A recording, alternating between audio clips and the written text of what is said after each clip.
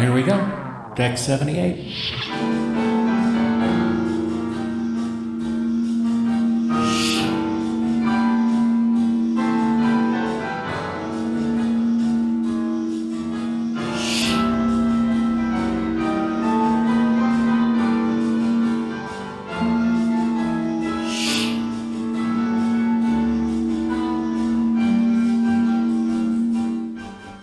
Back to another Deck 78, and we're thrilled to celebrate with you the 35th anniversary panel of a show we all loved, Space Above and Beyond. We celebrated last year at Star Trek Las Vegas 2025. It was moderated by our good friend David Goodman, the showrunner for such shows as Family Guy. He was an executive producer on The Orville and, of course, Futurama. And he joined the show's co-creator, Glen Morgan, and one of its stars, Shane Vansen herself, Kristen Cloke, to discuss the history of the short-lived but well-remembered sci-fi classic Space Above and Beyond. So welcome back to Deck 78. Once again, I'm here with... Who? Oh, that's right. Who are we? Once again, I'm here with DAREN DOCHTERMAN and Ashley Edward Miller. Here They're we back. are, yeah. Yeah, Usually you say our names, but you just but I didn't remember. Curveball now. But it says there on the screen, DAREN, Ashley E. Miller's Super Genius. Yeah, we're So I both guess- thrilled to be back on the D. Okay, well, there you go. This was a really fun panel. This was the 30th anniversary. This is a little curveball we threw people. We always like at the Star Trek Las Vegas, where we curate 4 days of Trek and Trek-adjacent content live on stage, to throw a couple of curveballs. Last year, it was Space Above and Beyond. We thought it was a show that warranted a reevaluation. Beloved by so many. Of course, it was Starship Troopers before Starship Troopers. I mean, you could say it was after, because, of course, that was based on the Robert Heinlein book. Right. But it was before the movie Starship Troopers. Right. And it was about after a brutal attack on the Earth. Basically follows on the United States Marine Corps 58th Squadron, which is stationed on a really cool spaceship, the USS Saratoga, which I don't think has ever been into Starship SmackDown. Am I It right? has not, but we need to fix that. Yeah, and they're fighting the we do. Chigs. Easy. It really. Oh my God! And they're fighting the Grups, and it's really interesting because this is a show that's wanted to say, okay, let's tell kind of a World War II story, but let's set it in the future in sci-fi and space and On a TV budget.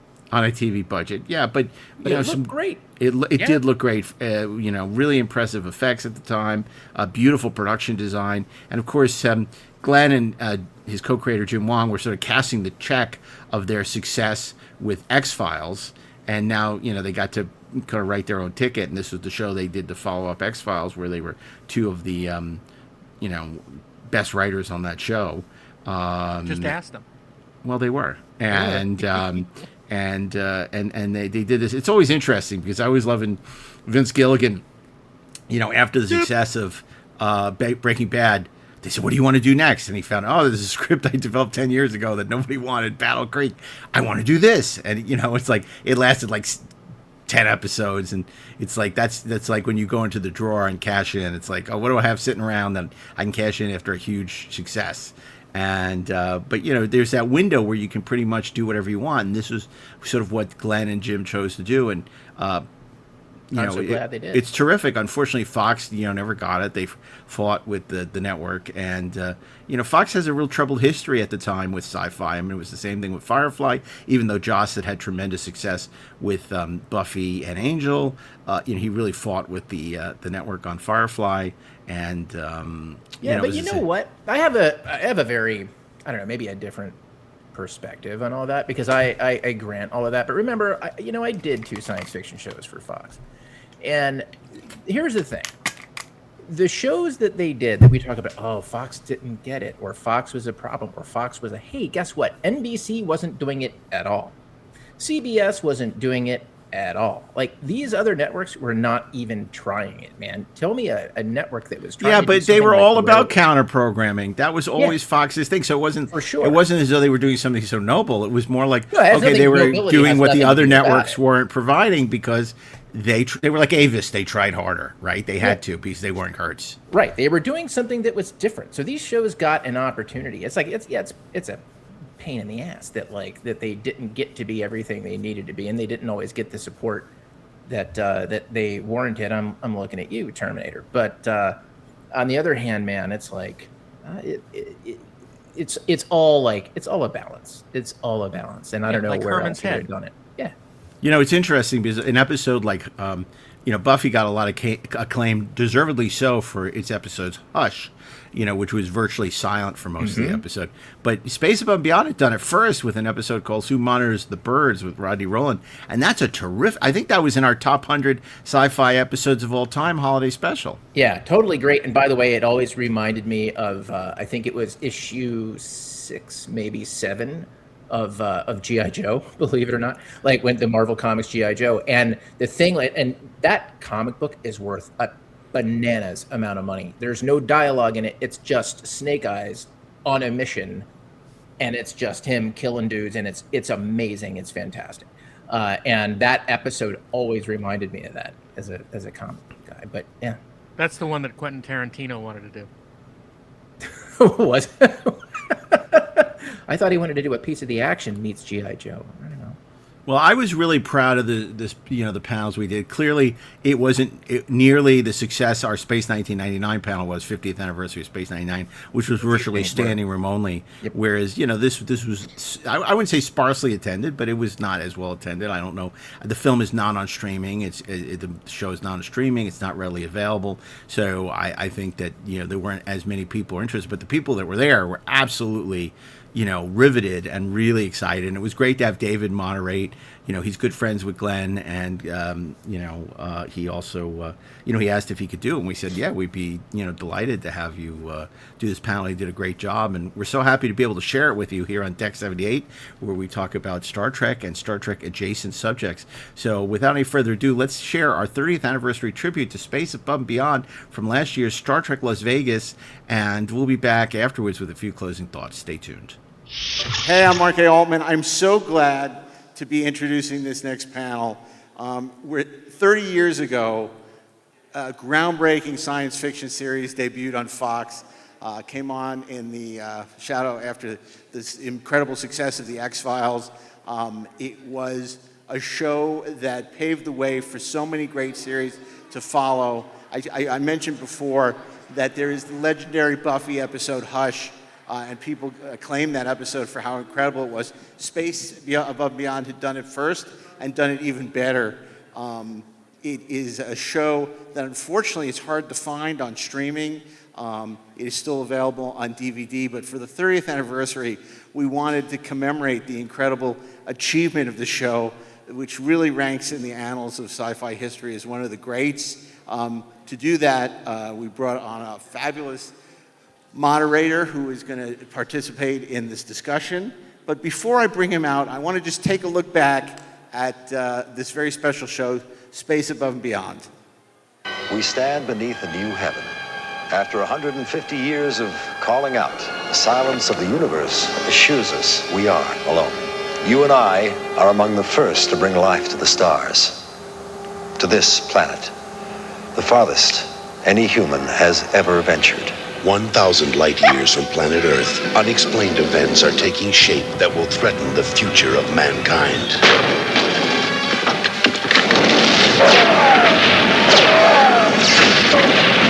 Now, 3 young cadets will begin training to take on an enemy the world never knew existed. I am here to turn you slimy civilian cesspool parasites into United States Marine Corps space aviators.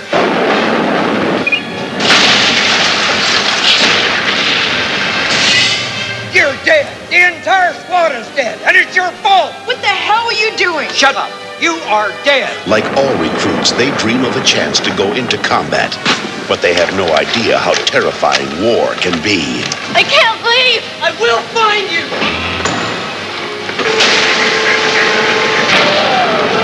The Last evening, landing party. The Tellus colony was massacred by an advanced alien civilization of tremendous power. It looks like it was alive. From the producers of the smash hit The X-Files comes an extraordinary drama about courage. You see everything as life or death. I've seen these things we're at war with. Friendship. I'm not gonna die for them. What would you die for? And the life and death struggle to save mankind from total destruction. Red Fort, 9 o'clock. I'm going in. There will be a lot of new shows coming to television this fall, but one will blow everything else away. Let's go. Space Above and Beyond, coming this fall to Fox. So 30 years ago, God, I'm dating myself. We brought Glenn and Kristen to the MGM Grand to celebrate the premiere of the show, and we had a really great panel. We got to talk about the show, and we thought after 30 years it was only appropriate to bring them back to Vegas and they could celebrate this achievement with you, the super fans who love the show. And to do that, I'm going to bring out our fabulous moderator. You know him as a writer-producer for The Orville, Family Guy, Futurama, and Star Trek Enterprise, my good friend and former WGA president, the great David A. Goodman.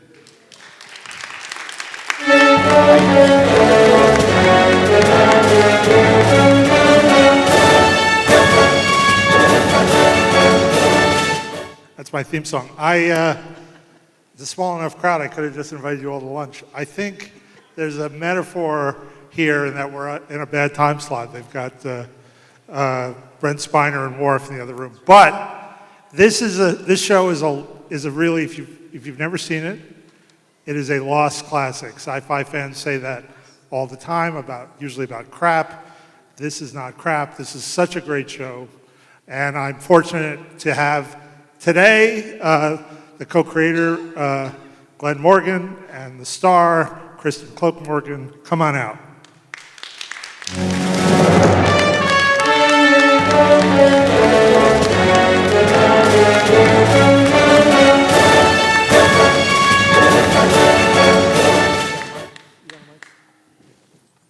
I thought maybe I'd lay down like it was therapy. Yeah.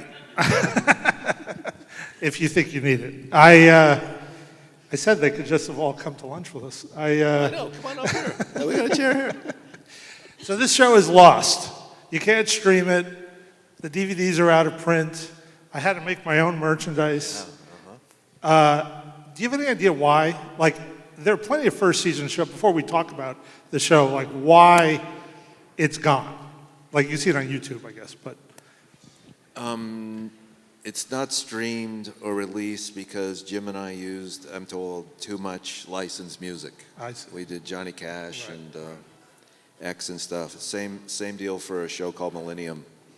Like, they're not paying for it. So that's why you don't see it anywhere. Somebody's done it, kind of high-defed it up. It's on YouTube. And that's it. And so just to establish my qualifications to do this panel, Kristen, will you tell the story of the first time we met? Our kids went to a school, and we were introduced to that school by James Morrison, and his son went to the school, and his son is a few years older than our kids, and he's like, this is the school for you, you have to go to the school. So, you do what James Morrison says. And we put our kids in that school, and our son, it was back to school night, and it was the first, kind of public event, bigger event. And I'm walking this way. I'm walking out a door, and David's walking in, and it's crowded. And he goes, hey, I liked you on Space Above and Beyond. And I was like, I'm in the right spot. Yeah. So if you stalk people, you can become their friends. as long as they're, hang on. And also, we want to thank Mark Altman back there for inviting us here. Mark always supported the show. Yeah. A really good friend, and I think he had a talk show. I don't know if it was on Sci-Fi. Yeah, I think it was. Roger Lodge was the host? Yeah. Roger Lodge. Raj. Kristen was on it. She did her time, and then right after that, we drove up to the Griffith Park Observatory, and I proposed to her. Oh my God! So Mark always had Connie's part of the. We were back there, Mark. You're probably learning this, but and likewise, David is a longtime friend. For any of us writers, he's a legend, and it's greatly appreciated for what he did at a very. We had dinner with him and his lovely wife in a restaurant during another conflict. And a very famous producer got up and started giving him grief at the thing, and at this restaurant. David did so much for all of us writers, and all of us can't thank him enough. He's a good friend, and when the four of us, his wife, and we go to dinner, Kristen and his wife talk about educating the future generations, and David and I just talk about Batman from 1966. Which we could do later. Yeah, go right ahead. We run out of questions. So let's talk about the show. Just show of hands. Has everybody in this room seen this show? All right. Yes. All right. Good. This is the right crowd. Yeah. You were 5. So I watched it when it first aired. How did this show come about? Glenn, you pitched. What did you pitch? Well, at the risk of getting in trouble here, a very legendary executive, Peter Roth, who at the time was the head of 20th Television, not the network, and Jim Wong and I had been on X-Files. He's like, we need to do, Star Trek is going to do Starfleet Academy, and we have to beat them to it. I'm like, why we got to beat them to it? Wait, he just wanted to rip off Starfleet Academy? Yeah. And I'm like, no way. Star Trek fans are passionate, and they're going to do us damage. I don't want to rip it off. And so Jim and I went out and Jim Wong, right? And we came up with kind of like a World War II in space, because a lot of young people are drafted into the conflict, and so he was okay with that, and that's where that all came about. And why? Like, what was the attraction of doing World War II in space for you? Like, what was the? I thought it was like extraordinarily dramatic. It had World War II had fallen out of not favor in American entertainment and cinema, which is another problem. We would be told by the executives at Fox, who I all like and are all great, and they're going to probably have a lot of executive commentary. And they would go, stop with the World War II stuff. What are you doing with the World War II stuff? Stop it. This is after you've sold World War II in space. Yeah, but their first note is, stop with the World War II stuff. And it was, 2-3 years before Saving Private Ryan and Band of Brothers, who they would have said, can we have more World War II? But I'm not saying we're ahead of our time, but it was at a period where it was like not fashionable. So you wrote it. You wrote the pilot, and then you're casted, and that's where you came in. You read the script. It was you were on a lot of you guest starred on a lot of shows like Felicity and sitcoms and Cheers, and what was it? This seems like a very different kind of role than what you were playing. Were you attracted to the script? I often I auditioned for like a lot of tougher. I made my living playing the date at that time, but I literally said, "Oh, you're in the space program too?" more than once on television. I don't know. No, that's a line I delivered on more than one show. But I did audition a lot for, I had auditioned for like Tank Girl and Natural Born Killers. I got really close on that. And so I was like in that kind of indie world where I was playing kind of tougher. But the way that this was written, I think I was over 25 when I auditioned for it, and it was written as like a younger, Marine recruit, so you kind of think like a very young person. And I never really played younger than I was. I always either played my age or whatever. So when I read it, I thought I wouldn't be cast, and I was planning to go away. So I told my agent, I'm not going to get this. I'm not going to audition And I had, this is kind of a boring story. I've told this story so many times. I had been on a show, I had done an episode of a show that at the time starred Paul Rudd. It was a sitcom on Fox. Wild Oats. Wild Oats. And I got Were very you on good. No, I got hot, and he was terrible fucking show. He was miserable. I was only there for like a day. Created by a friend of mine. But Yeah, he awful. and he was very sad about it, which is such an interesting thing because he was like, well, "How did I end up here?" Like he already knew that he was going to be a movie star, and I got fired because they decided they wanted to cast. It was a date. It was a date. I was at someone's date, and they wanted the date to be different than the lead woman on the show, or whatever it was. And so Randy Stone, who was the head of casting at Fox, was furious because he had sort of, unbeknownst to me, sort of championed me. I had read for the X-Files, and he was so mad. So when Space came, I think he already knew that I was the person he wanted to cast. So when I said that I didn't want to audition for it, he chased me down. Wow. Yeah. Thank you, Randy, I guess. Well, Glenn and I would not be married. So then you met, I mean, when did you, the first time you met Glenn was at the audition? In Randy's, Randy Stone, like he was a child star. He did movies with Elvis. Oh, wow.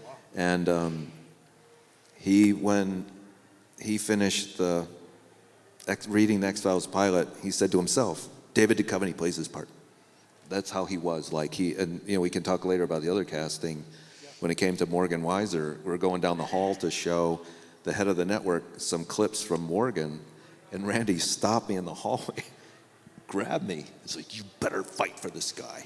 I'm like, I was more afraid of Randy than anybody. Yeah. But he went on and he made a short film called Trevor, which was the launch of the Trevor Project that really helps gay LGBTQ kids and stuff. And he's gone now, and he couldn't be more of an impact in our lives. Yeah.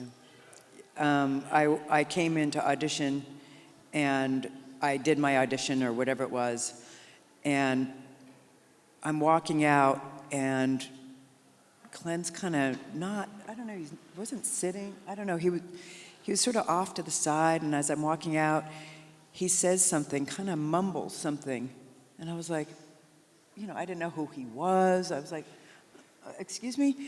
And he said, "I liked you on Cheers." And I was like, okay, thanks, bye. Wait, so you'd seen her audition, but you said you liked her in this other show? Yeah, Cheers. You didn't say great job in the audition? You got to act. No, he didn't. He said I liked Cheers. He didn't say great job in the reading, but her Cheers. I liked you in the comedy. Different than shooting chicks. Oh, that's right. Yeah. No, that sounds like it. Yeah. No, it was still, and that was the first thing he ever said to me. And I didn't hear him the first time, which is now our relationship.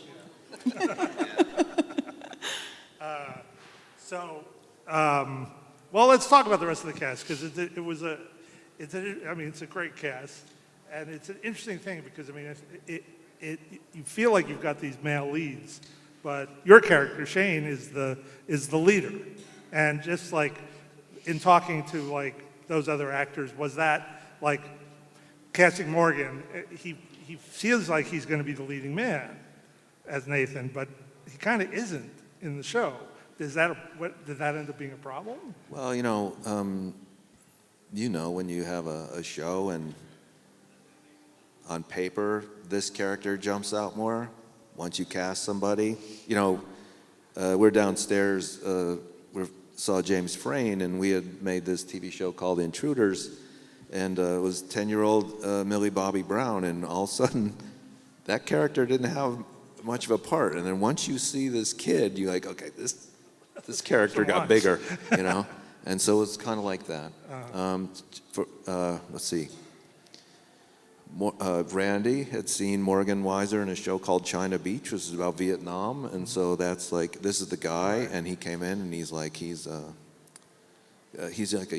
Montgomery Clift, and Morgan read it, and he was great, and Jim and I you're the guy, and the first thing Morgan said was like, I don't really like to work too much. And I'm like, that just reminded me of my brother. I'm like, yeah, you got the part. Joel and I were great. Rod Rowland came in, and he was just like the most beautiful guy you ever saw. And Randy was really campaigning for him. And David Nutter, who, as we said, went on to a string of doing 16 pilots in a row that went on air, and the space pilot was the first one. He wasn't that high on Rodney, and when Rodney came in to audition, unbeknownst to all of us, he had a fever of like 180 or whatever. He was just like, and then Dave Nutter's like, he's on drugs. I'm like, and so Jim Wong and I took Rodney out in the parking lot at Fox, and we're like, what's your story, man? And he was all scared. He's like, no, I love this, and I'm sick, and blah, blah, blah, blah. And he came back, and he read, and he's the guy. And James Morrison, who played McQueen, he came in, and in Randy's office, which had been Marilyn Monroe's dressing room, and Alan Alda's during MASH, and it was like, looked like you were in a Parisian apartment. Everybody sat here when they auditioned. James Morrison came in, and he sat over here. And, you've read 100 people, and you're getting punchy, and James Morrison's doing that. Okay, we're going to go out there, we're going to fight, and we're going to do this. But he was sitting in the wrong chair, and Jim Wong and I are just like holding in from a laugh. And I'm like, you got the part because you're in the wrong chair. And actors would be like horrified to hear this is how you get cast in a show. Don't sit in the right chair. So you go down, you're shooting down in, you shot the pilot in Australia. In Australia. And didn't I just say that? In Australia? Yeah. You can't hear me? I can hear you. Okay. All right. This is going great. And this is like dinner. Wait, okay, so Julie Newmar was Catwoman. That's right. Well, she wasn't the only Catwoman. Oh, Anyway. okay. Let's get into that. All right. I heard some story that, like, right away, you got this reputation of being a diva because you complained about the hotel rooms. Okay.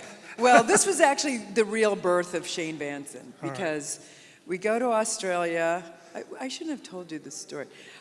So we go to Australia. You don't want anybody else to hear it? No, cover your ears.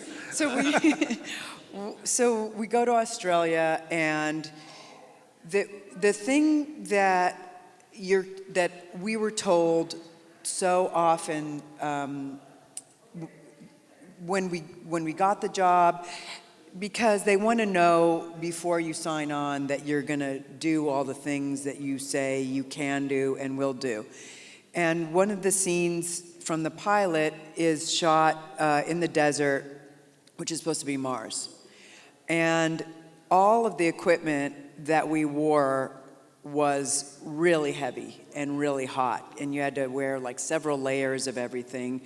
We had helmets that had fans in them, so you could sometimes, your dialogue was sometimes recorded, sometimes not, and it was all kind of this rinky-dink kind of made-up stuff because they didn't have a show like that, and so they kept warning us how tough it was going to be, how bad it was going to be, how hard it was going to be, and we were training every day, and so we're they put us in a hotel. It has no refrigerator.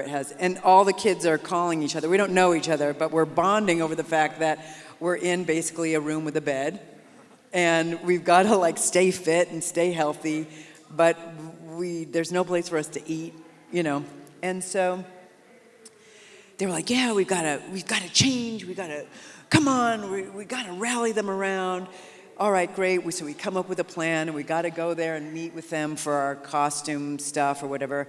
And so it was literally like a scene in a movie where we're standing in the doorway, and they didn't push me through, but it was like somehow and Glen's laughing because he was there, and I am doing the talking, which, I want to do, but I'm a talking person. So, yeah, they were like, great. And so I end up being the face of we're unhappy. So, and that's never great for the female lead. So. Did you actually think she was like a diva? Or yes, he did. This is hard to she was familiar with someone who was difficult on another show. And Jim goes. Wait, she was friends with a difficult actor? Yes. So And you assumed Jim because she Wong was said, hey, friends. We weren't Kristen friends. knows that person, and I'm like, oh boy. So like it's a club of difficult actors. That's what you thought. Well, he thought, I knew, because I had said, oh, I know this person. I didn't say we were besties, but I said, well, I know her.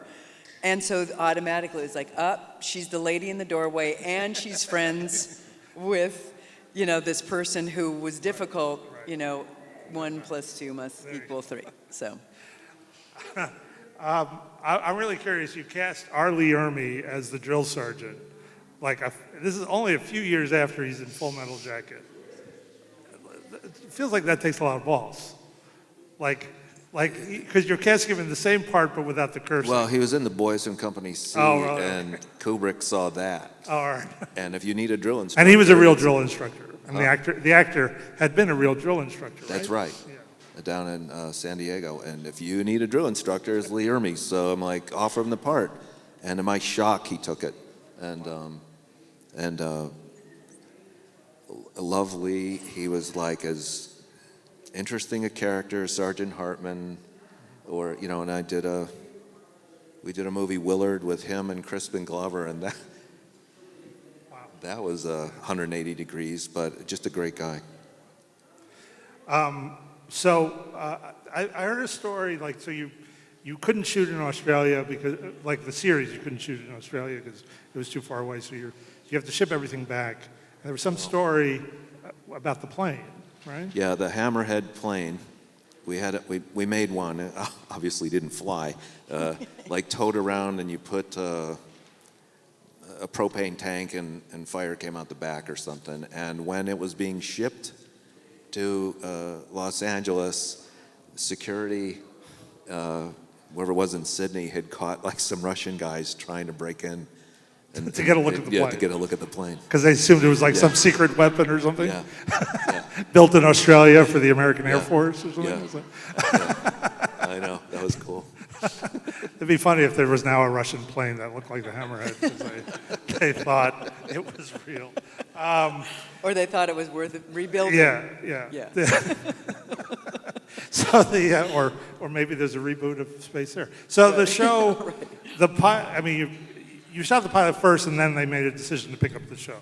Mm-hmm. And out of the gate, was the show? Did it feel like it was succeeding or finding an audience, or was it rocky right from the start?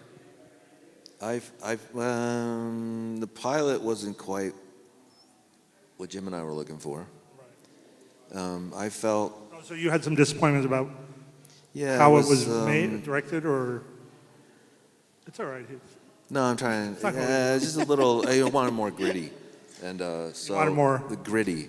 And then so it started finding its way. I really liked Kristen's episode "Dark Side of the Sun," and she was looking for revenge, and we introduced, I think, the silicate, the AI. So you had a bad guy and that kind of stuff. And then we went down, and there was an episode. I think it was the 4th episode was this thing called Ray Butts, and this guy was this crazy. Yeah, it's a great episode. And I thought we picked up around then.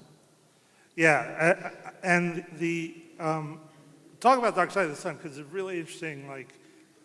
A big part of the show is Shirley Walker, who is a composer. If you don't know who Shirley Walker is, look up her credits. You've heard her music. So amazing. Real genius at this, and there's another Batman tie-in. Another Batman tie-in, Batman the Animated Series. There's like a Vansen theme in that episode. All the characters had themes. That's the other thing too. James Morrison, who plays Colonel McQueen, he had this kind of fanfare, but I remember hearing you say something about that. The theme.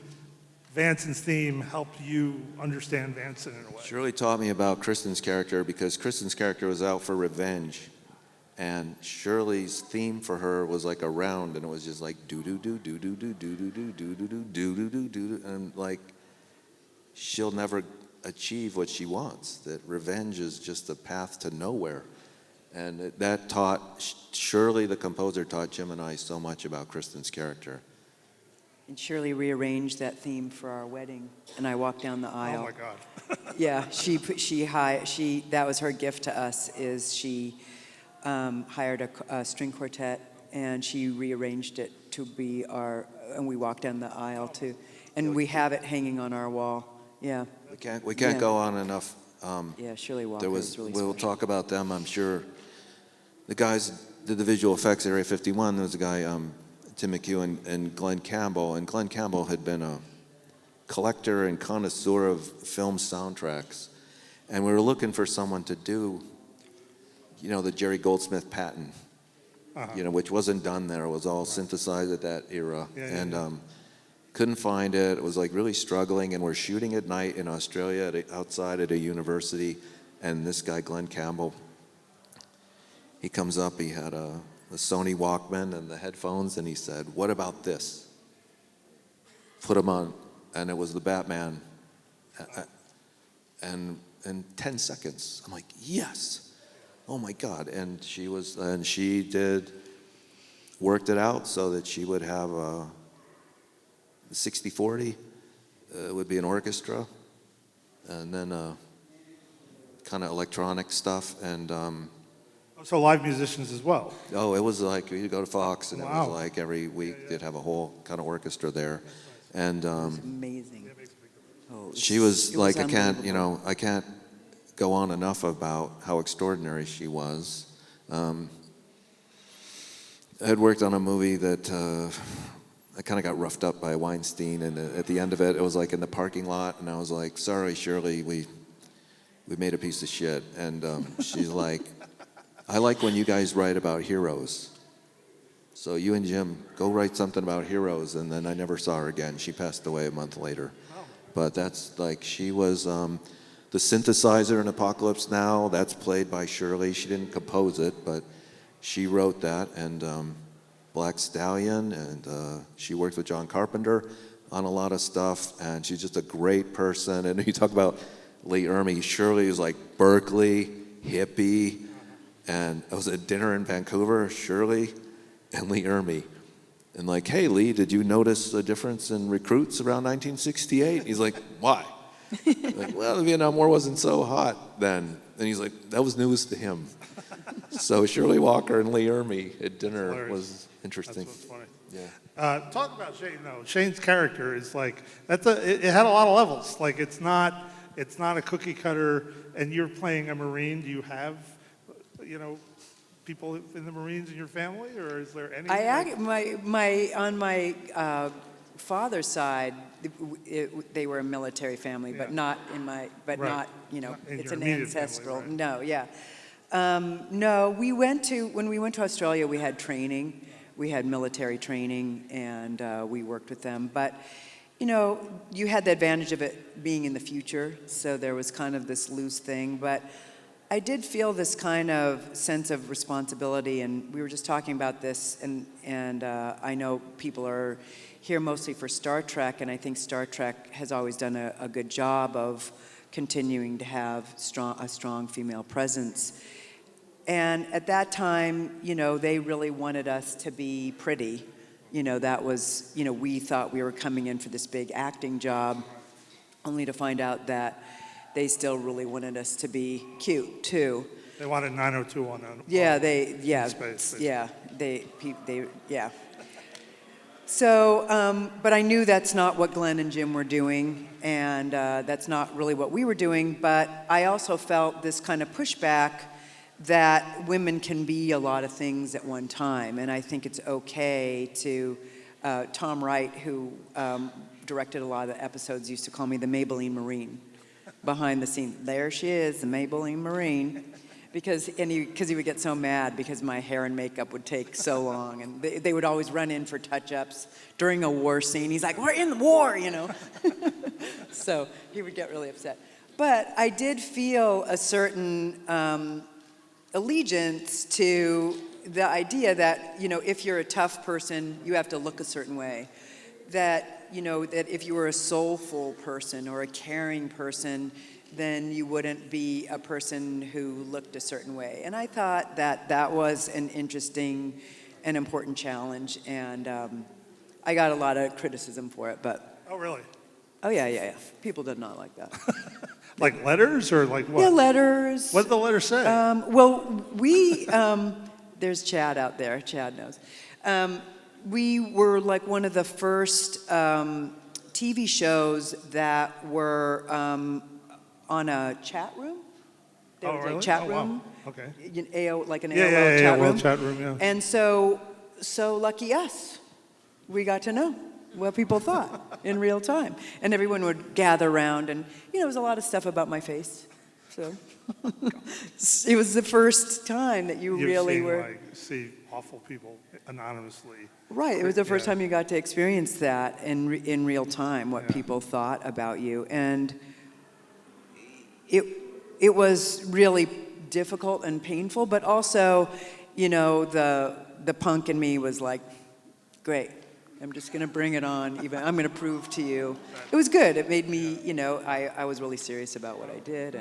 And so, it didn't stop me. And they weren't paying me. The people who were happy that I looked a certain way they were paying me. So I tried to split the difference and make room for all kinds of people. And I think people can look a lot of different ways. Sure. I don't know that we have time to talk about too many episodes, but the one I want to talk about is Who Monitors the Birds? Because it's like the term talking heads comes from it's a derogatory term referring to television, which is basically usually heavy dialogue, and the show seems to undergo sort of a change too. I feel like the show, as the season went on, went from being more talky, more exposition, to more quieter. Like you found the power in, but there's literally an episode with almost no dialogue. Talk about that a little bit, because I can't imagine that's what the network wanted. I can't imagine you're going to say that. Guess what? Nobody talks during this whole show. Don't worry, it'll be fine. This guy Ken Horton, did you know Ken? I knew Ken. Yeah, sure. He was an executive over there and at Fox, and we went to a Kings hockey game, and I waited. I'm like, hey Ken, this episode, I got this. Not too much dialogue. He's like, what do you mean not too much dialogue? I don't know, a little bit. And he's like, okay, and then they trusted us, and then the episode came out pretty good, extremely over budget. And this guy, Rick Colby, who directed some Star Treks, he was a guy I didn't know, and here's this no dialogue, blows stuff up, horror of death type, and he just horror of death? That was your role. That was what she did. So in the episode, if you're not familiar, I'm sure you all are, Rodney Rowland's character, Cooper Hawks, is on this mission, and he starts seeing you in these visions. But what's horror of death? Horror of death is not an endearing term coming from your husband. That was at our wedding, too. Horror of death, obviously. No, to those of you who don't know. He just threw that out, horror of death. I know, but it's horror of death, obviously. Well, if you're a director, you're like, hey, you got to do this monsters in it, too. But when we were done, they said, Ken Horton just said, don't ever do that again. And then we did it on X-Files. Kristen wrote an X-Files with no dialogue. But I was very, very influenced in doing research on the Second World War. Right. William Manchester had written a book called Goodbye Darkness that was a memoir of his time in the Pacific. And he had been in a foxhole and seen a thing like it. And I'm like, wow. Like a woman beckoning him? Yeah. Death beckoning him? It was, in his book, my memory is it was New England, prep school, plaid skirt type of thing. And it was he's in the foxhole. He's in the foxhole, and he's having a whole reaction to her. And that was news to me. I never heard of a thing like that. And she was basically calling him. Yeah, she's calling come on. He's like, he knew if he went to her, he was dead. And I'm like, I don't know. Okay, but I was really influenced by that. And we had, he's actually in the episode. Dale Dye was a very, he had been the military advisor on Private Ryan. I think he's in Private Ryan. He was like, he and Lee Ermey were always change parts. And I think he came up to Kristen and said, "I saw you in Vietnam." So it's a relatively... That's really creepy. Yeah. And you married the whore of death. You married me. But it's a great, I remember that episode. I remember when I was watching the show that you got a little blurb in TV Guide, because it was like a really unusual thing to watch a television show. I don't know that it had ever been done, honestly. It was nice that Josh... What's that? Josh Whedon he did gave have us, Buffy later. but he gave us props. Because yeah. Oh, that's so I appreciated that. But, you know, Jim Wong and I both went to Loyola Marymount University, and we took a class together. Literature, the history of war, and it went from everything from the Iliad to the Forever War, which all of us here has probably read. Great book, Joe Haldeman. Right, and, Awesome. you know, the Red Badge of Courage had a big influence on that episode, too. Okay. I think he sees the family photos or something, something like that. So we wanted to do that. Well, it's also it's interesting too, just seeing how television's changed. Like you guys did, I hate the term world building. I mean, I hate it. It's just terrible. But you guys did this amazing world building, like you did, even though it's World War II in space and you didn't want it to be Star Trek, you had this previous war with the silicates and the in vitros, and you backed everybody. Everybody had backstory. Everybody, was, and there was an audacity to the show. Like there's a way in which nobody's doing anything like this now. You're going all in. We're going to create this world, and then we're also going to we're going to experiment with these episodes. And I thought that episode really spoke to kind of an audaciousness. Like, let's just do this. Let's just do. And they must have not been giving you too hard a time at that point. Like how soon did the note stop doing the World War II stuff? They were always all right. 2/3 of the way in. David, if you go and you have meetings with executives for a where are we at kind of meetings, they have just a certain posture that you go, uh-oh, this show's over.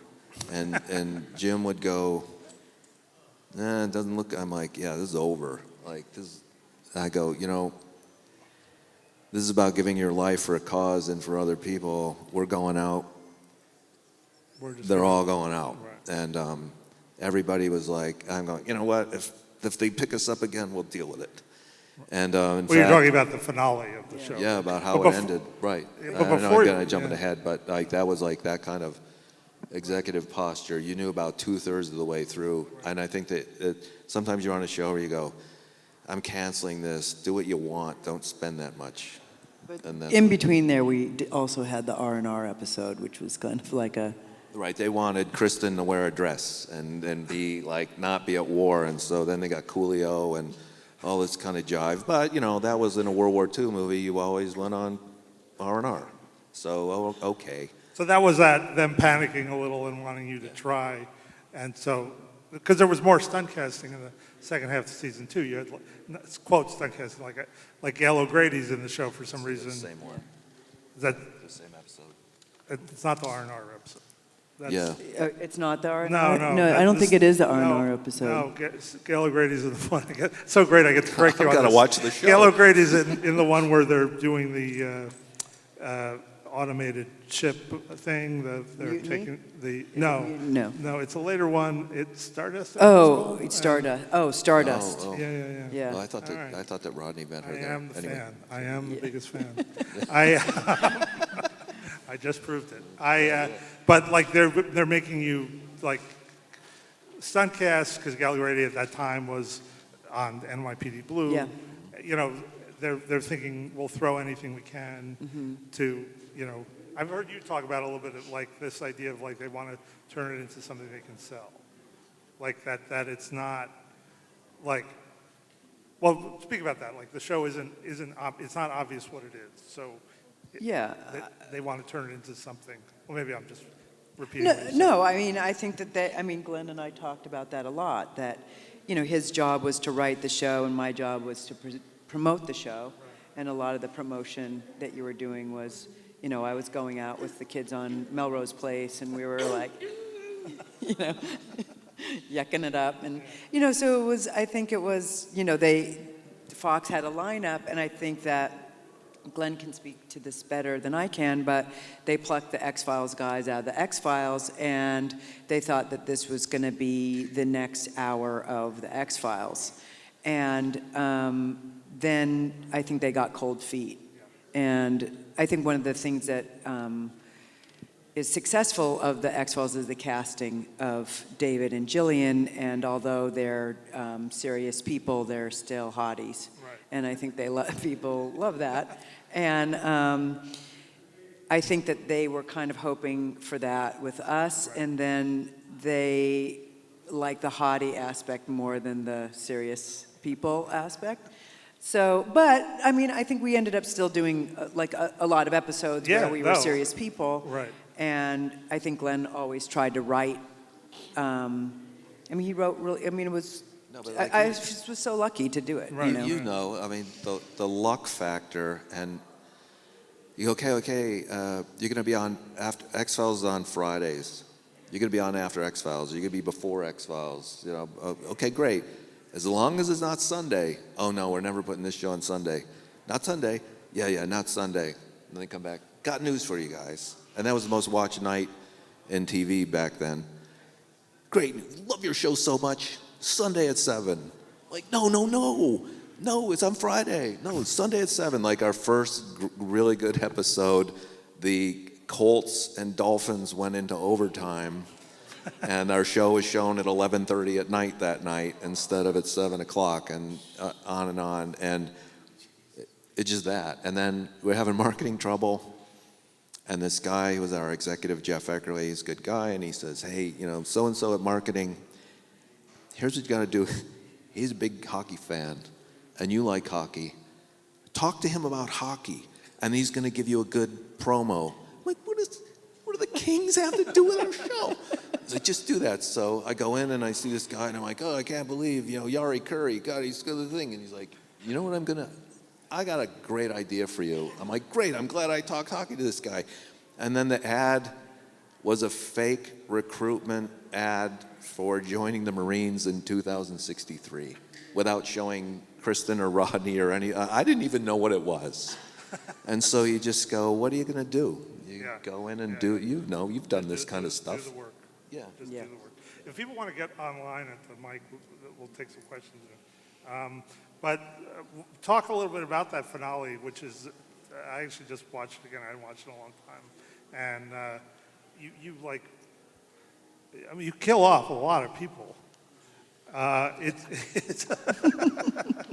But it's a great finale. But like you get to that, you were saying to me backstage about like the show ends and it's Morgan and Rodney on their cots.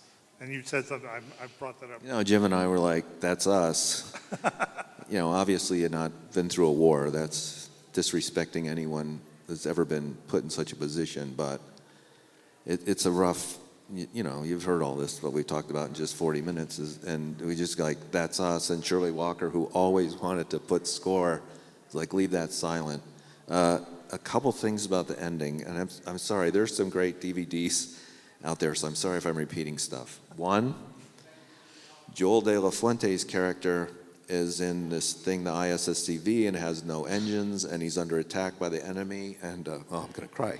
And he's shooting, and he's like, this is for him, this is for Nelson, this is for Widiak, and he's just like naming all the characters in the show that have died. And then, that's what we shot. So I call Area 51, the visual effects guys, who were just producers of the show, and I'm like, you gotta blow up the ISSCV. I get a call a couple days later, they go, we're not doing it. There's a mutiny. We like that character and we like Joel. I'm like, I like the character Joel too. What the hell do you mean? Blow him up. And the thing, they blow him up, but in all the chaos, no one tells Joel De La Fuente, who's watching with his friends and family in Chicago, and he blows up. It was horrible. Yeah, that was not so good. Then this is the whole thing, any of you guys out there in film or editing, The scene was James Morrison comes in. He's been blowed up. Kristen and Lanai go down to the planet. It's not real. No, I know. You're here. Semper Fi is Semper Fi. And so Morrison comes in, Tucker Smallwood, who's the commander, and the scene is like something like Morrison says, Vansen, damn foos, and I think Tucker says, we sent originally, the way it was originally, this is the scene that's scripted and shot, and Tucker says, send out a search party, and Morrison has a line, and then Tucker says, doesn't look good. And that's okay. That was one of the cowardly, if it comes back, Vansen's alive. And we're in the editing room, and it was just me and the editor, Jim Koblenz, who went way back. He cut Final Destination. He cut he was nominated for Emmy for X-Files. And we're just in the editing room, and I'm like, cut out Tucker's line. They sent out a search party. And so now Morrison says, damn foos, Vansen. And he goes, it doesn't look good. And we're sitting there, and I'm like, okay, cut out that line. And we both know what it means. And Morrison goes, Vansen, damn foos, and then Tucker goes. And I'm like, okay, I have to go home and talk to someone first. Because it was like really powerful. And I went home, and we had this discussion, and I went back the next day and said, leave it that way. All right, you've been standing there a long time. What's your question? Hi there. Really love the series. I know leading into the show, there was a big multimedia push for it. There was a few books, some comics. My question being, have you ever thought about carrying on the show in a book series or in a comic book series of some sort? They've done some books and comics. Has there been? Have you thought about like doing more? No, I mean, for me, it's over. That's that story, and I have no problem with anybody rebooting stuff and continuing things. It's extraordinary that Star Trek has gone for 60 years and just enriched all our lives. But I think Space Above and Beyond, that story's told, Well, except for Vansen. Did you have any? Did you have to go in and pitch ideas for season 2, or was that like even? Season 2 is going to be kind of what Alien's doing. That the war comes because in World War II, you have best years of our lives, and a great friend of our family had survived Vietnam and came back, and so we're going to tell that. The show was really popular among. You said, "Oh, all right," like you weren't sure. Well, I don't know if I don't know. I'm not going to watch it. You're not going to watch it. All Okay. right, so, It could be notes. No, I'm sure it'll be great. It seemed like the show was really popular among military people. Like, do you run into fans, or is it like? I mean, obviously now it's too far away, but I mean, did fans like keep up with you, or not? Just. Well, I mean, there's people here who watched the show and they liked it. No, the commandant of the Marines was like his favorite show. We had a lieutenant who would help us out, and I was invited to fly with the Blue Angels. But no, Glenn wouldn't let me. Wait. I know. Wait. What? I was invited to fly with the Blue Angels. And you said no. No. Glenn was afraid. Or if death stays home. Yeah, exactly. the wife could go, the actor in the show, no way. And that's probably really true. Wow. Yeah. Well, that's pretty exciting. And then one time, Tucker Smallwood comes up to me and says, would you mind if we named an aircraft character the Lazy Beach after, I don't know, the astronaut had died or something? I'm like, yeah, sure. And I go in my room. I put the Lazy Beach. I think nothing of it. I'm in the editing room. Tucker sounded a little bit like Cary Grant in that imitation. Yeah, I don't know. Tucker, I'm disrespecting Tucker, who it was another guy that came in. Anyway, so we put in the Lazy Beach, and then I'm in the editing room. I look up. In the doorway is this man in a jumpsuit it was an astronaut who had flown from Houston Oh my God. to Los Angeles to pass out patches and say thank you for honoring Lacey Beach. Yeah. And then he got back in his plane and went back to Texas. And there was an astronaut, like a big astronaut. Yeah, there was that an had astronaut. written- One of the space shuttle invited Kristen to go watch it launch. Wow. Yeah. Well, all right, so, someone with a question. Sorry, go ahead. Actually, it's somewhat of a follow-up to your comment about the military.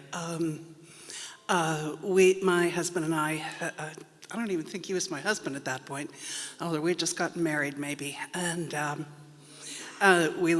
I grew up in Pittsburgh, and my dad was in the Korean War, and he never talked about it. He just said he was there. And we went home for Christmas one year when the show was on, and we did watch the Christmas episode, and my dad was watching it with us, and Sugar Dirt, yeah, and thank you. And we share a brain cell after 30-some years, as I'm sure you know. I'm sure you read, and my dad said, they got it right. That's what war was really like. Wow. So, Sugar Dirt's, I think, probably my favorite episodes. So, I just wanted to pass that along, that my dad, who, even though they watched Star Trek and they let me stay up as a little kid to watch Star Trek. They weren't really science fiction fans, but I got my dad to watch this, and he was really affected by it, and he actually started talking about his experiences because of that. But thank you so much. Thank you. Thank you. That episode was directed by Tom Wright, who had been in the Vietnam War, and he didn't like to talk about it either, but when he was directing an episode, you knew you were getting it right. So Yeah, thank you for sharing that with us. Thank you. Tom Wright had been in Special Forces in Vietnam, and there's a lot of that he leaves to him to talk about. But in our business, there's a lot of people that are kind of Forrest Gump of Hollywood. And Tom Wright had worked with Alfred Hitchcock. He did his storyboards on Family Plot. He shot some second unit stuff for him.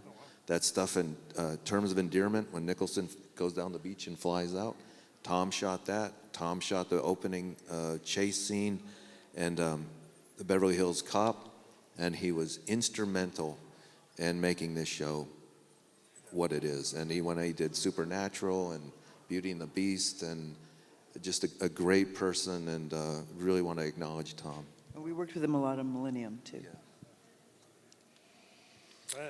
Yeah, I was wondering, why don't they do a reboot of it that takes place years later? Vansen's now a full-bird colonel or general, and the war, for some reason, had kind of ended at the last episode that they showed. And then something happens to, we're back in the conflict where the general ends up having to pull together a unit or something. That would be something I think that people would like. And to comment on what this lady said just before, that was actually my favorite episode also, the Christmas one. And there's certain Christmas movies you watch every year, and that's the one that I always throw on the DVD. And matter of fact, I have the whole collection, so. Yes, Glenn, why don't you Because do the it aliens again where won I'm and the wiped us colonel? all out. Thank you. Was that mentioning the Christmas Yes. episode? Yeah, Here's what I'll mentioned admit to you. Yeah. The Christmas episode, I don't know, you guys are all too young. The Royal Guardsmen had a song, Snoopy and the Red Baron, and the Red Baron let him go. Totally ripped it off. Steal from the best. Yeah. But Shirley Walker's music is Yeah. so great. That opening monologue that Joel has over the montage, Shirley's music is so beautiful in that episode. Wait, before we move on, sorry. It's tough sometimes when you hear something that affects you. I don't want to move on from your dad and Sugar Dirt. That's why you do. I don't know where you went. Oh, there you go. It's we do this, and executives and all this kind of, oh, hey, the actresses creep or difficult or whatever. Hello. And to do what we do, and on Sugar Dirt, they were shooting like live rounds at her. they set actors on fire, and they still got up and did the take in order to try to convey what your dad and millions of others, Kristen and I, a few years ago, went to France, and we walked on Omaha Beach and the cemetery there, and it's just, it means a great deal. Thanks. I think we have to wrap up, but I do want to say that Space Above and Beyond almost did come back, not in the way anybody would think. When I was doing the Orville, the network did not like the title, the Orville. So they sent us a list of other titles that they would like it to be. And one of them was Space Above and Beyond. Same studio, same network. No. And I'm like, you guys, you had this show. Do you guys know you're just giving us the title of a cancer? I mean, it was... They wanted to call us Orville. Oh, there you go. Would have been perfect. Well, thank you all for being here. Thank you, Kristen and Glen. Thank you. Thanks, David. And we're back. We went above and beyond. And below and confined. And we had plenty of space. That was a lot of fun. Boy, I just can't get over the wealth of it's not, I wouldn't even say Trekucation, the wealth of sci-fi education that we've given people at these Treksperts stage panels. It's Spacecation. Spacecation. That's good. That's good. That's just about as good as Trekucation. Because Trekucation is good. I'm making that happen. I'm getting a lot of letters. People using the Trekucation. They know, and they know when, and they realize they're getting Trekucated by us. I'm sorry. What? They love it. They love the Trekucation. Take your Trekucation. So anyway, but yeah, I think it's too bad that this show is not more readily available. It seems like it would really lend itself to one of these streaming channels. I think one of the problems is it was only one season, so you don't really find it like on Pluto or Hey, Pluto. And given the fact that it's owned by Fox and it doesn't really fit with the sort of Disney Plus, Hulu, like Alien Earth does. Well, but I think also there's no high def versions of these. Yeah, I don't think they would have to be effects. remastered and all So, that. yeah, and I mean, I think a lot of these shows that have the low def effects, for lack of a better word, I think you'll see now with AI possibly sort of shitty versions being dumped out there with AI upgrades. But well, if only they'd gone on to the second season and came up with the Kristen cloaking device. Oh my God. Yeah. I remember we did when I had Sci-Fi Universe. We covered the show. We were like the big advocates for the show, and we did a lot of articles, and we had really great access. We did some really great articles on the show, and I had a writer at the time, Kevin Stevens, who did some wonderful. We did an episode guide and all kinds of stuff. It's probably the most in-depth coverage the show received. And then, of course, the last time that I had Kristen and Glenn in Vegas visit was for our Sci-Fi Kids Day. We did the old MGM Grand, where we did the Sci-Fi Universe Sci-Fi Kids Day for charity for the I Have a Dream Foundation, and that was a really fun time. And they were so super supportive. So it was nice to have them back in Vegas and be able to celebrate the 30th anniversary. Because I mean, if we weren't going to celebrate it, who was? Right. Yeah, and those kids are now in their 30s. Yeah, they are. I think they're more than in their 30s. They were in their 20s 30 years ago. So the math. The kids from Sci-Fi Kids Day. Oh, I thought you were talking about. I thought you were talking about the squad on Space Above Beyond. No, follow along my line the kids from Sci-Fi Kids Day. Yeah. They're the kids are. I was with it, Darren. Yeah, Thanks, kids are actually. now in their 30s. Yeah, it. that's true. That's true. That was where we had my favorite. We had the Amok Time fighting arena. That was my favorite thing we had, where you go in and you'd fight with the Lurpa and the with the Lurpa. You would fight with the Lurpa. It was pretty cool. Anyway, well, this was a lot of fun. And, if you don't want to miss any of these exciting panels, you want to join us at Star Trek Las Vegas 2026. We'll be there with all new panels and some really deep dives into the shows you love and remember that maybe nobody else does. So we hope you'll join us. Tickets are going fast, and we'd love to see you there. So please join us. For more information, you can go to creationent.com. And that's about it for us. But if you want to join us commercial free, you can subscribe at Treksperts.com. And of course, you can follow us wherever you listen to podcasts or now on YouTube. So check us out on YouTube so you can see our smiling faces. Smile, everyone. Smiles. Smiles, everyone. Smiles. Okay. So until our next episode of Deck 78, on Keep behalf on rocking. of Ashley Wait, and Darren, keep on rocking in the free world. Yeah, get decked. So, no, trying out new tech. No, it's Fire the Rockets. Oh.